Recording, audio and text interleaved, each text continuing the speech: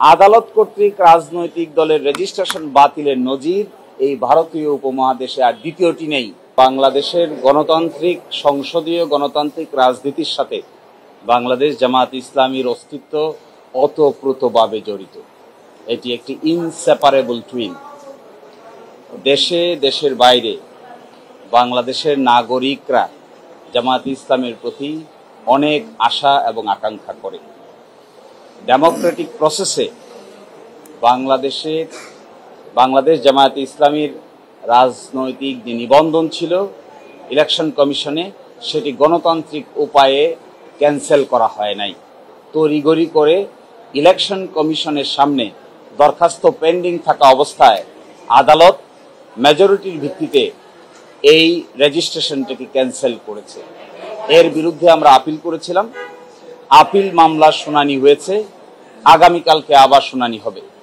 আজকে শুনানিতে মূল কথাটা যেটি এসেছে তার প্রথম ছিল যে প্রক্রিয়ায় আমাদের হাইকোর্ট বিভাগ এই নিবন্ধন ক্যান্সেল করেছে, বাতিল করেছে, এই প্রক্রিয়াটি মূলত ইলেকশন কমিশনের সামনে বিচারাধীন ছিল, বিবেচনাধীন ছিল। ইলেকশন কমিশনের সামনে বিবেচনাধীন কোনো বিষয় আদালত এইভাবে ক্যান্সেল করতে পারে না। এটিকে ইংরেজিতে বলে প্রিম্যাচিওর। আর সেকেন্ড কথা হলো, যারাই রিট পিটিশন দায়ের করেছিলেন তাদের কোনো লোকাস স্ট্যান্ডাই নাই। তারা নিজেরাই পক্ষ দোষে দুষ্ট, তারা নিজেরাই ইল মোটিভ নিয়ে রাজনৈতিকভাবে হেয় প্রতিপন্ন করার জন্যই এই মামলা দায়ের করেছিলেন। আর সর্বশেষ আমরা বলেছি যে গণতন্ত্রে এইভাবে জামাত ইসলামীর মতো একটি গণতান্ত্রিক রাজনৈতিক দলের নিবন্ধন বাতিল করে দিয়ে মূলত বাংলাদেশের রাজনীতিতে একটি অনিশ্চয়তা তৈরি করা হয়েছিল, যা নাকি ডেমোক্রেটিক প্রসেসকে ক্ষতিগ্রস্ত করেছে। এই আর্গুমেন্টগুলোর ভিত্তিতে আমাদের আপিল বিভাগ আপিলের বিষয়ে একটি সিদ্ধান্ত উপনীত হবেন বলে আমরা আশা করি এবং আগামীকালকে বাকি অংশ শুনানি হবে। জামায়াতে ইসলামীর দাড়িপাল্লা প্রতীক ছিল, আপনারা সবাই জানেন।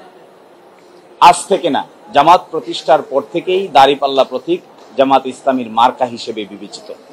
বাংলাদেশের সকল সংসদীয় নির্বাচনে জামাত ইসলামী দাড়িপাল্লা প্রতীক নিয়েই অংশগ্রহণ করেছে এবং সবসময় সংসদে আসন সংখ্যা নিশ্চিত করে সরকারেও অংশগ্রহণ করেছে এই দাড়িপাল্লা প্রতীক নিয়ে।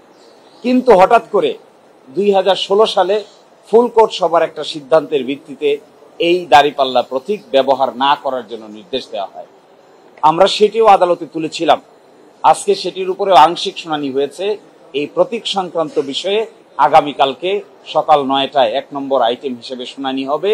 এরই মধ্যে আমরা চিন্তা ভাবনা করে আগামীকালকে আদালতের সামনে আমাদের বক্তব্য উপস্থাপন করব।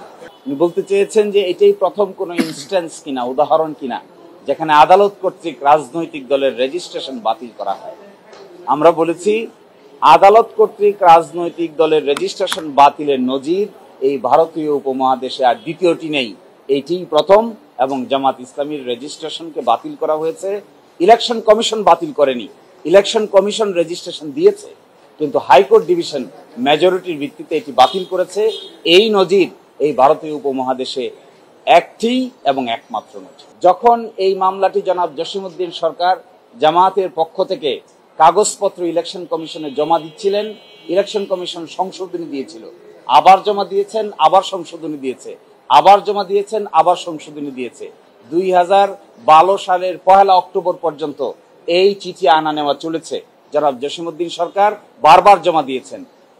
হাইকোর্ট মাইনরিটি জাজ বলেছেন, এইভাবে যখন একটি প্রক্রিয়া কোনো সাংবিধানিক প্রতিষ্ঠানের সামনে চলমান থাকে আর এই চলমান অবস্থায় হাইকোর্ট বিভাগ যখন এটিকে বাতিল করে, তখন এটি মূলত প্রিম্যাচিওর, অর্থাৎ ঘোড়ার আগেই গাড়ি জুড়ে দেওয়া হয়েছে। ইসি বলেছেন যে, ইসিও স্বীকার করেছেন, ইলেকশন কমিশন স্বীকার করেছেন যে যখন এই বিষয়টি আমাদের বিবেচনাধীন ছিল, জামাত ইসলামী তার গঠনতন্ত্র সংশোধন করে ইলেকশন কমিশনে জমা দিয়েছিল, সেই সময় আমরা বিবেচনা করছিলাম। কিন্তু যেহেতু হাইকোর্ট বিভাগে মামলাটি উত্থাপন হয়েছে এবং শুনানি শুরু হয়েছে, সেই জন্য আমরা এই বিষয়টি নিয়ে আর অগ্রসর হই নাই। এটি ইসি তার লিখিত বক্তব্য স্বীকার করেছেন। আজকেও মৌখিক বক্তব্য আদালতকে বলেছেন যে আমরা অগ্রসর হতে পারিনি, কারণ আদালত এখানে হস্তক্ষেপ করেছে। শেষের দিকে মাননীয় প্রধান বিচারপতি বলেছেন যে ওনারা মনে করছেন এখানে আর বাড়তি সাবমিশনের প্রয়োজন নাই, তারপরেও দরখাস্তটি আগামীকালকে নিষ্পত্তি করবেন। আমাদের এই দরখাস্ত সিম্বল এবং ওনার ইন্টারভেনের দরখাস্ত দুটো বিষয়ই আগামীকালকে প্রথমার্ধে সকাল 9টায় 1 নম্বর আইটেম হিসেবে শুনানি হবে।